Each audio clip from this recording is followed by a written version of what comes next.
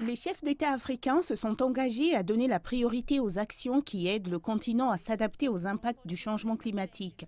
Le président kenyan Uhuru Kenyatta, tout en s'adressant aux délégués, a déclaré qu'il est important que les pays adoptent une faible émission de carbone et développent la résilience pour contrôler le changement climatique. Ce dont nous avons besoin maintenant, c'est de reconnaître que nous sommes dans une course contre la montre et nous avons besoin d'une unanimité de but.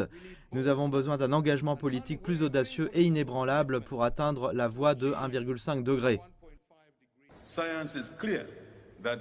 La science est claire, nous n'avons qu'une petite fenêtre d'opportunité pour nous assurer que nous prenons collectivement des mesures décisives et que nous prévenons l'impact négatif du changement climatique. Le président malawite Lazarus Chakwera a exhorté les nations à répondre aux appels de millions d'Africains touchés par les effets dévastateurs du changement climatique. Nous devons y répondre en établissant des délais pour remplacer toutes les technologies toxiques par des technologies propres. Nous devons y répondre par des relations bilatérales et multilatérales qui construisent des économies vertes.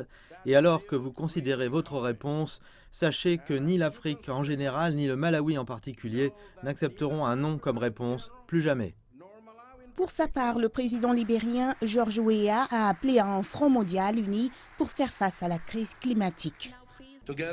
Ensemble, nous pouvons faire la différence en tant que communauté partagée de citoyens du monde avec un destin commun. Ensemble, nous pouvons guérir le monde des fléaux du changement climatique.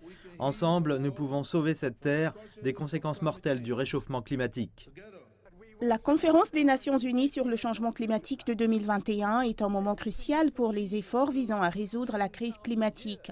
Les dirigeants mondiaux devraient proposer des solutions clés pour maintenir la hausse de la température moyenne mondiale en dessous des 2 degrés.